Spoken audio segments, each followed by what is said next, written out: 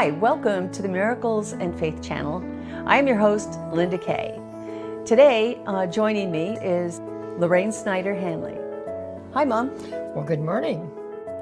So was there one particular event or something that made you guys decide, that's it, we're going to California?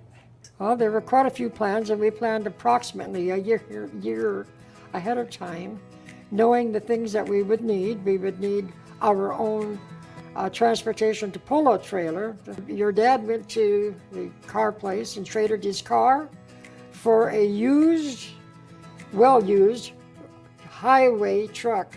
Big orange truck that stuck out. Like one of those big Caltrans orange kind of things? That's the one. That's oh boy, the one. They can It see you stood coming for a out. mile. That's correct. Okay. So what were the kids thinking? Oh, is this an adventure? Oh, absolutely. We're going somewhere. We're going to go pick oranges. The children were excited. They're going to get to go to California. So what drew you to California? It wasn't just orange juice, it was work, permanent work. So year-round work? Year-round work where children didn't have to worry about winter clothes. Parents didn't have to worry about shoveling snow or getting stuck in the snow or freezing their ears. Or somebody jumping off of a bed and you having to go back to work. That's correct. So you had already, they hear stories and we're hearing stories. When we get to California, there's palm trees and ocean and oranges and almonds and avocados and all the things that we're looking forward to. So you hitch everything up and it's all smooth sailing until when? Oh, until we hit the road.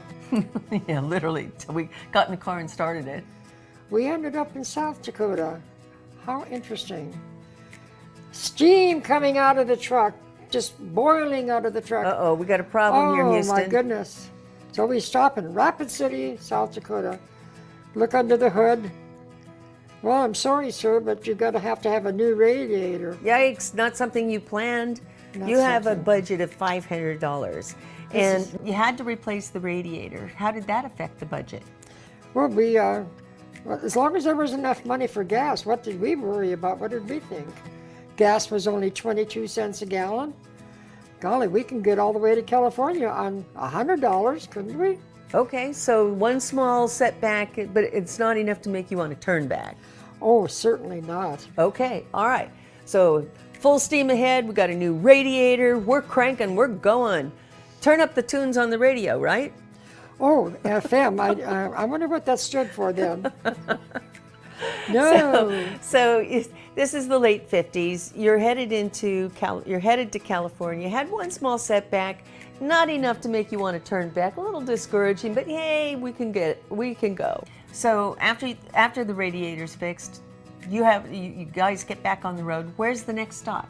Wyoming in the middle of nowhere. Beautiful country, flat country, all a lot of rodents, pheasants out in the fields. Oh, a pheasant is a beautiful, beautiful bird with many, many colors in his tail.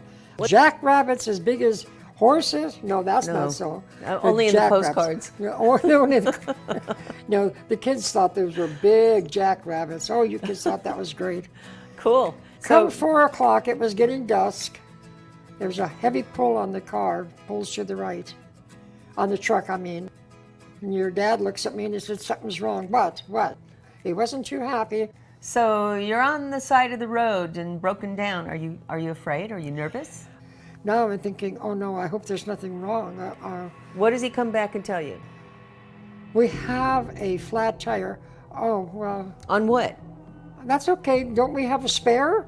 A spare for the trailer? There's no spare out here. I'm thinking about this great big huge land ship of 48 feet with wheels on each side in the middle of it, and you're pulling this thing and one of those wheels blows. That is pretty scary. That would terrify me today.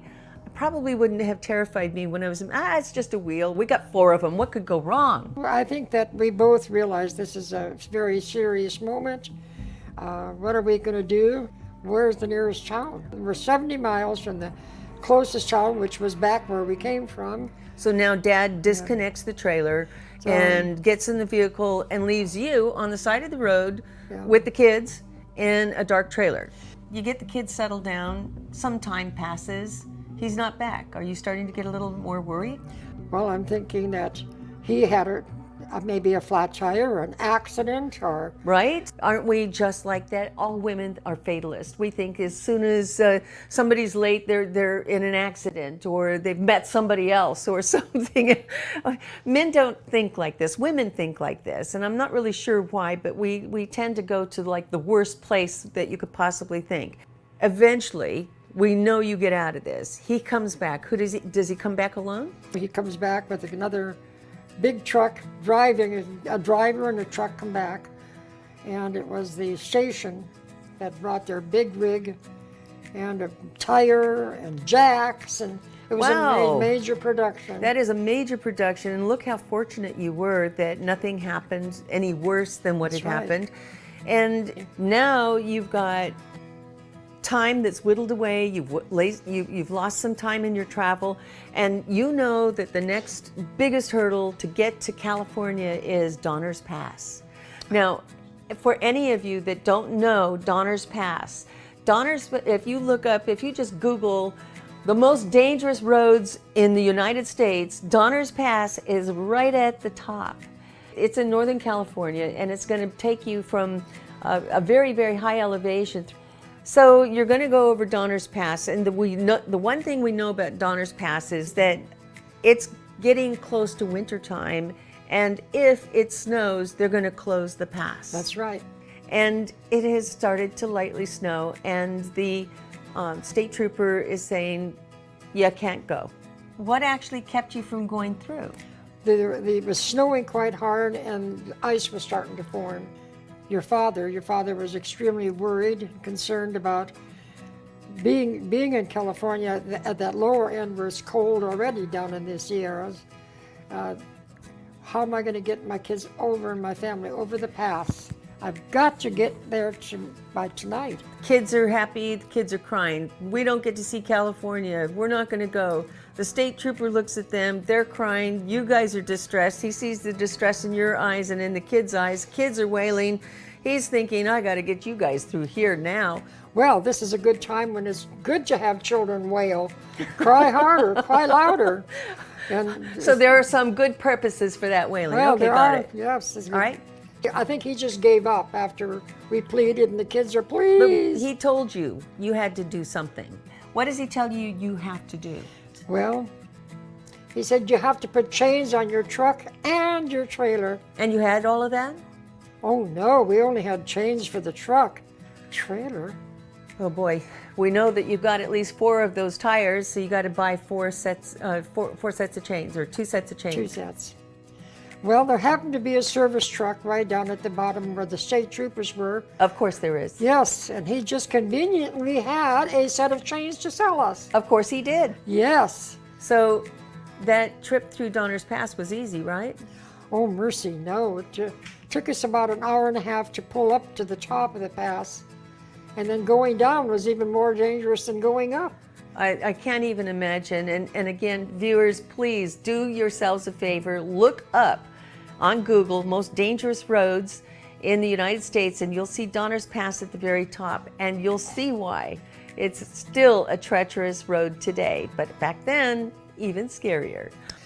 Well, I'm going to say right here, anyone that's silly as we were, not to think of the dangers ahead, I would never do it again. And even if I was 27, I would never do it again. Have you been on Donner's Pass ever since then? Never since that one time. See, sometimes you only need to learn it one time, right? You learned your lesson. Easy that time.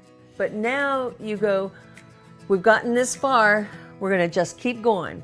California, here we come, or bust. Here we come, here we come. All right, so now you get all the way over the pass, and we know you get it to California. You've got to be relieved. After we got out of Truckee and down off of Donner's Pass, we knew that Lodi was still a little bit further to go. So we pulled into a small pullout and spent the night. And early morning, we headed out for Lodi, which I believe was 60 or 70 miles to go yet. We pulled in and I saw a place that said Twin Palms Trailer Park. That's it. And in front of this trailer park were fruit stands with watermelon and cantaloupe. Everything that you had hoped California would deliver. Here it is. Here it is. My goodness. 20 cents for one cantaloupe. Watermelon. 50 cents for a watermelon? Oh, we were just delighted. So you can't imagine how much excitement the kids have. You feel relief. You finally got there. You're camped out now, and overnight, Dad comes to you and he tells you what? Tells me, you know, we've got to be very careful. Yes, I know. Well, we're down to $20. $20? We're down to $20. What's that going to buy? Nothing. That's going to have to pay for our park rent. We're going to have to stay here a week and find a job. I'm thinking, oh my goodness. You were out of money. Well, I wasn't You didn't know you were out of money. I didn't know because your dad handled all the money at that time. Okay, so you're down to $20, and so you're upset. Oh my goodness, I'm crying. Your dad was so upset with me with my boo-hooing. So you walk off. He told me, he says, go take a walk. So I did. Took a walk, and it was late in the evening after we got the kids settled, and I came back after my walk with 2 bags of groceries. Hold on, you skipped a step here.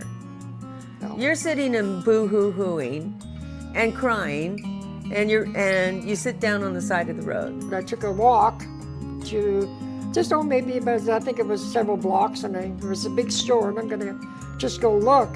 Just gonna walk up to the store and back home till I get over my boo-hoo. And I was so shocked. I'm sitting there, looking at the ground. I'm thinking, mercy, mercy. Lord, what am I going to do? I kid you not, there was a $20 bill on the ground.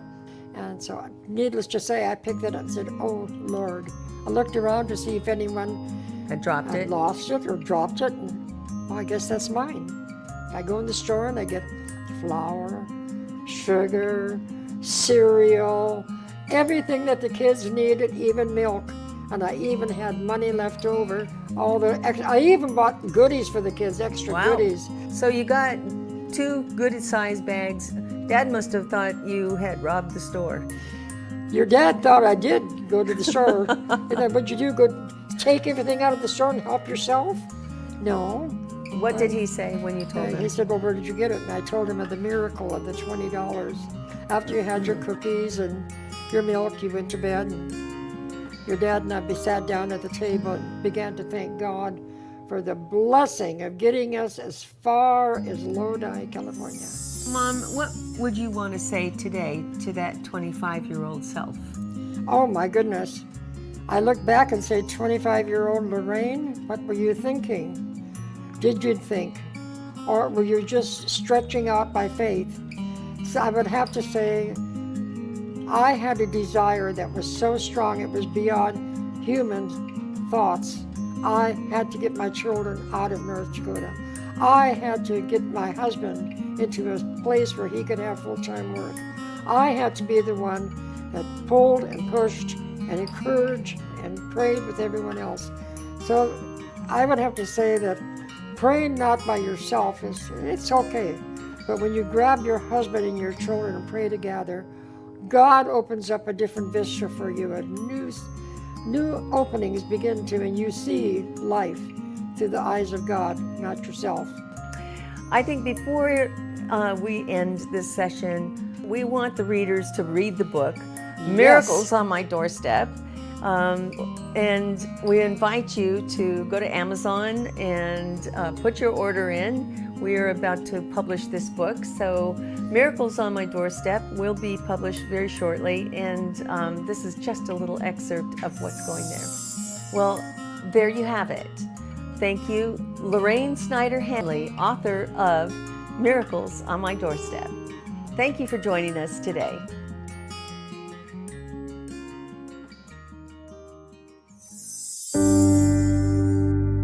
When we get to California, there's palm trees and ocean and oranges and almonds and avocados.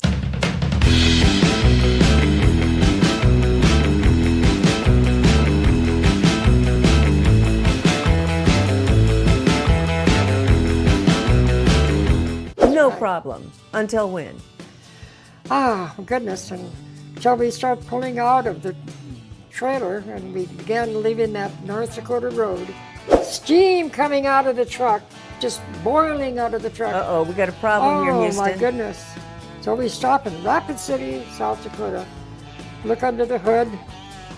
Well, I'm sorry, sir, but you're going to have a new radiator. Yikes, not something you planned. So one small setback, but it's not enough to make you want to turn back. Oh, certainly not. Okay.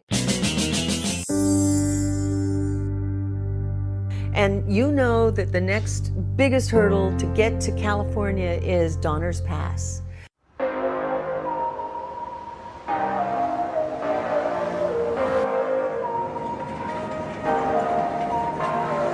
One thing we know about Donner's Pass is, one, it's dangerous, two, it's high, and it's going to take you to California. Donner's, if you just Google the most dangerous roads in the United States, Donner's Pass is right at the top.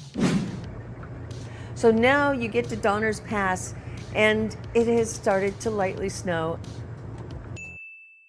Your father was extremely worried and concerned about being in California at that lower end where it's cold already down in the Sierras. How am I going to get my kids over and my family over the pass? So have you been on Donner's Pass since then? Never since that one time. See, sometimes you only need to learn it one time, right?